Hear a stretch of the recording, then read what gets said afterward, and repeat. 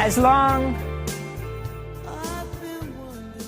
as you follow by Fleetwood Mac. This is Democracy Now!, democracynow.org, the War and Peace Report. I'm Amy Goodman.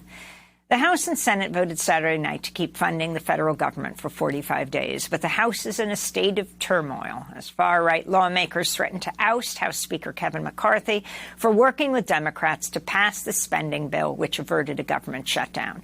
The final vote in the House on the stopgap spending measure was 335 to 91. All but one Democrat supported the measure, which was opposed by 90 Republicans. The bill did not include any aid for Ukraine. The Senate had previously approved about $6 billion in new aid for Ukraine, but that was stripped from the final bill. House Speaker Kevin McCarthy spoke to reporters Saturday night. Would I have wanted the bill we put on the floor yesterday that would secure our border, cut wasteful spending? Yes, I did.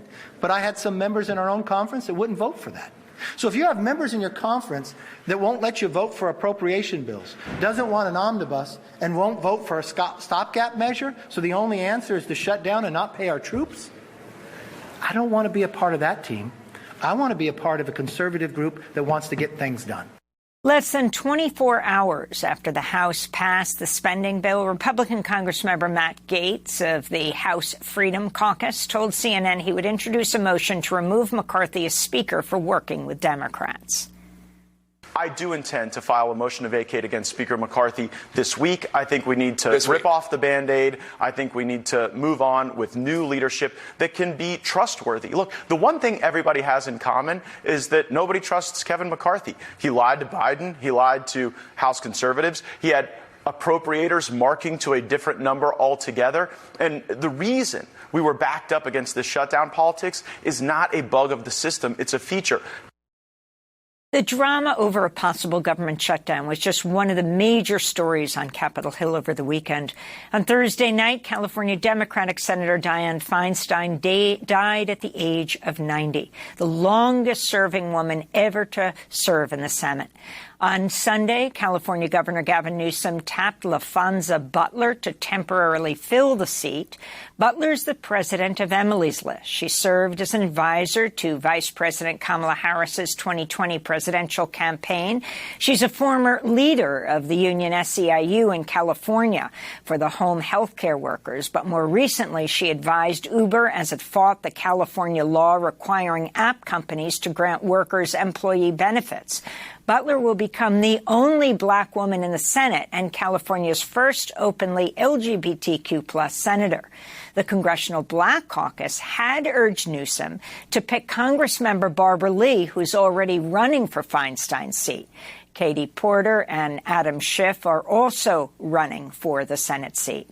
To talk about all of this and more, we go now to California, where we're joined by Sasha Abramsky.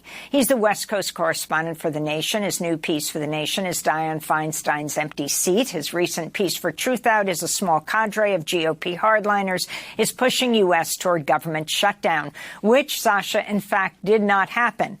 So can you talk about first the drama on Saturday night and what's going to happen to House Speaker McCarthy? Yeah, good morning, Amy. It's good to be on. What happened Saturday night was an entirely predictable consequence of what McCarthy did in order to become Speaker last year. Basically, it took 15 votes to become Speaker, and to get there, he had to make all kinds of promises to empower the far right of his caucus, people like Matt Gaetz, Marjorie Taylor Greene, Lauren Boebert, and so on. It was entirely predictable that if you gave power to bomb throwers, that they would throw bombs. And sure enough, they did. What they tried to do was shut down the basic functioning of government. You played a clip of McCarthy saying, well, I've got a part of my caucus who just won't vote for omnibus spending bills. Well, if you're running in government, you're in Congress, and you refuse your basic obligation to pass omnibus spending bills to keep government open, you're responsible if at the end of the day the TSA aren't paid, the military aren't paid, if Head Start programs start to shut down, if WIC can't pay its recipients, if the SNAP program can't pay its recipients, if people going on holidays to national parks find that the parks are shuttered. And McCarthy realized that. He realized that if he let the government shut down, the Republicans would be blamed fully and squarely for the consequences. McCarthy is nothing if not an opportunist. What McCarthy wants is political power. And so at the end of the day, McCarthy cut a deal with Democrats to keep government open. Now, again, it's entirely predictable, given the fact that he ceded the right, the power to challenge him if a single member of Congress wanted to challenge him. It's entirely predictable that within minutes of that compromise, Matt Gaetz had thrown another bomb and said, look, I'm going to be challenging you. I'm going to be making a motion to vacate the speakership. And that's the drama that's going to be playing out this week in Washington, D.C. It's a crisis entirely of Kevin McCarthy's own making.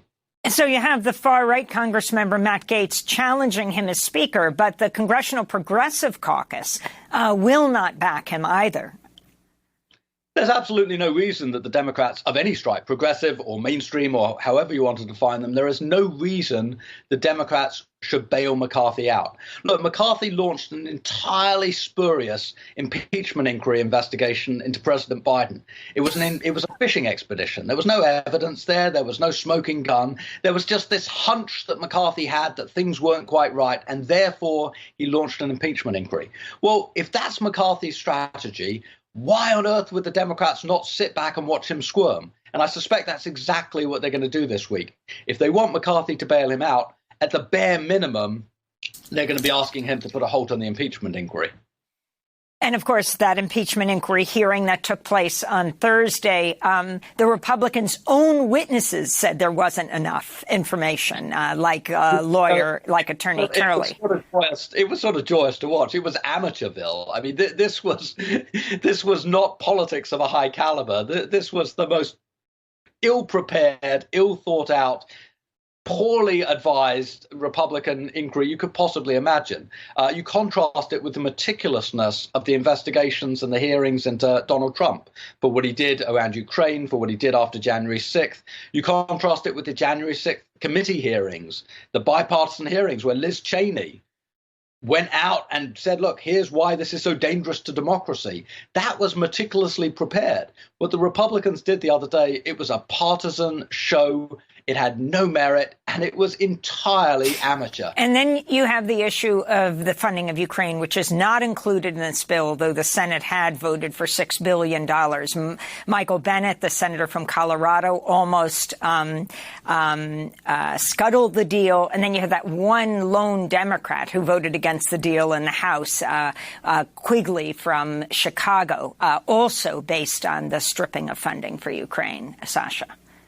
That's right. Quigley is the chair, I believe, of the Ukrainian caucus in Congress, and he was absolutely furious that that funding had been stripped. What I find so fascinating about this is the absolute volte-face that the Republican Party has done on foreign policy and on national security since the beginning of the Trump years. If you'd gone back 10, 15 years, the Republican Party were the party, self-proclaimed party of, everything military, everything national security. You fast forward now, and they're an isolationist party, or at least one wing is isolationist. More than isolationist, they're a pro-Putin party. It's one thing to say, look, we don't want to be involved in wars. It's one thing to say we've got to have a debate about the size of the American military. That's fine. But it's completely extraordinary that a significant wing of the Republican Party is throwing in their lot with Vladimir Putin. It's also entirely predictable because during his presidency, time and again, Trump threw his lot in with Vladimir Putin.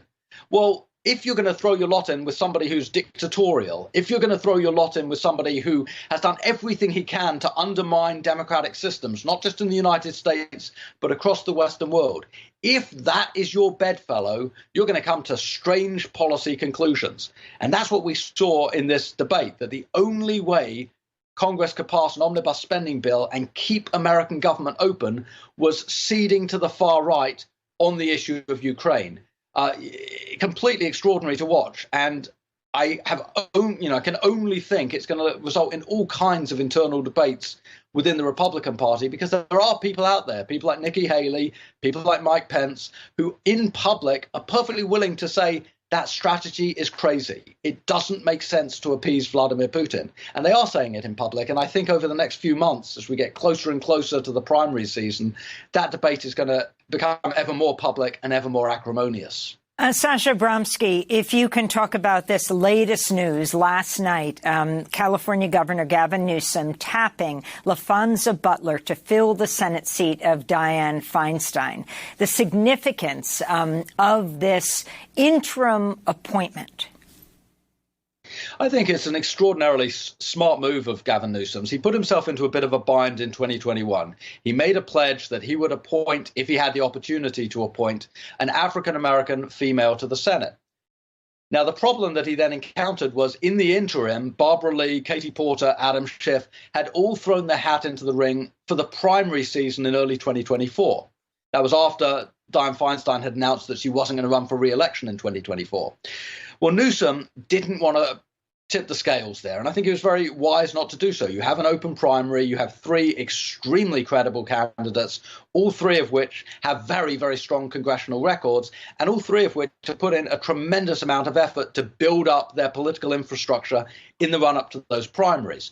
So Newsom didn't want to tip the scales, and Barbara Lee was lobbying very, very hard to be announced as the interim senator. And I think quite rightly, Newsom said, you know what, I'm going to step back out of this fight. And so he turned to somebody who wasn't an elected official. He turned to the Emily's List president, LaFonza Butler. And she has a strong track record. She's got a strong record as a Labour leader. She's got an extremely strong record as the president of Emily's List. She's defending LGBTQ rights. She's defending abortion rights. She's a very, very credible senator. And she obviously struck a good deal with Newsom, because what he didn't extract from her was a promise not to run in 2024. So she's a caretaker senator, but if she wants to throw her hat in the ring and file paperwork by December 8th, she can throw her hat in the ring and become the fourth candidate for the open seat. I think it's going to be a fascinating political time. I'm really, really glad that he appointed somebody so quickly. I think it could have been a very drawn-out process. The Democrats don't have a big enough majority in Congress and the Senate for that to be a safe move. I think it was a far smarter move to do this quickly, to put somebody in power in the Senate, and to move on, because now it means that the Democrats again have a workable majority in the Senate and they can start passing more legislation. I think he did something very sensible yesterday. Isn't this a slap in the face to Barbara Lee? Because his reasoning was that he didn't want to tip the race, as you pointed out, with these three strong candidates.